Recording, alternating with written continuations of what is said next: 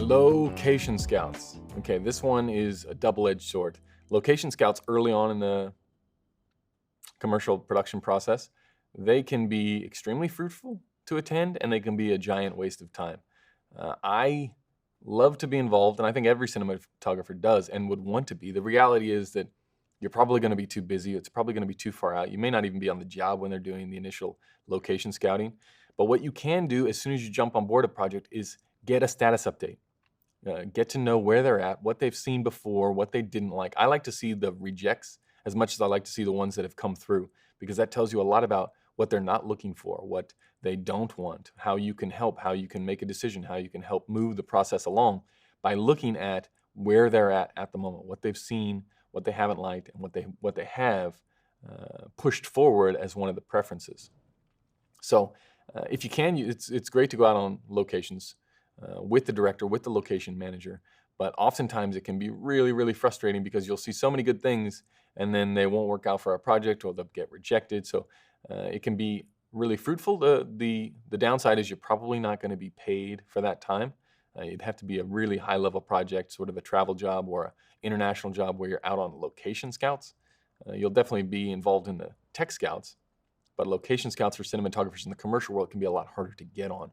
But at least start that conversation of you want to see photos, you want as much access as possible. And even taking time out on your own and just going and looking at possible preferences can be helpful in developing a plan and seeing what kind of gear you're going to need. Because again, the quicker you get on top of it, the more likely that you're going to be able to come up with a successful plan to tackle that issue or to solve that problem in its best form. So location scouting is important. Yeah, you do get on it.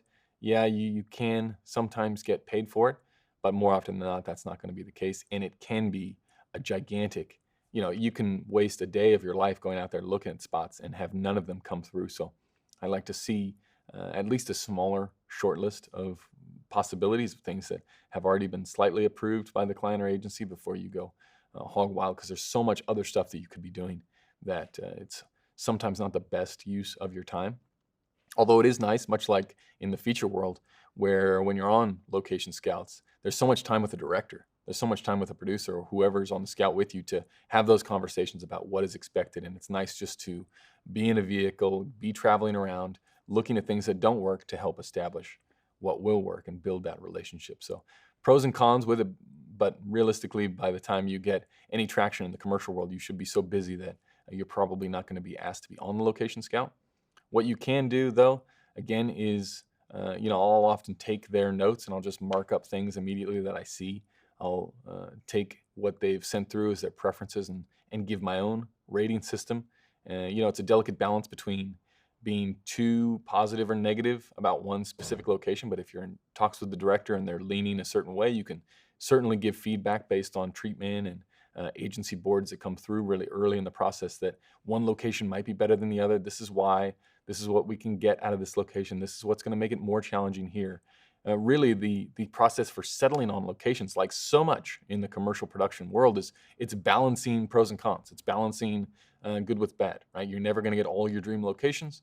So the more that you can share with production about why one location is better or what is an immediate red flag, like anything that is not on the ground floor is immediately a red flag. You have to start asking, okay, what's the look that we're going for in here? What are the things we're trying to accomplish in this? Because not being on the ground floor significantly increases the complexity of getting this shoot, right? And if we think back to our example of the car spot that we've been looking at in the treatment, if you're on the second floor in that drumming location, well, now we got to get all the crew up there. It takes a lot of time. We're going to have to talk to the first AD about scheduling in time. We're already trying to do 3 vignettes in a single day.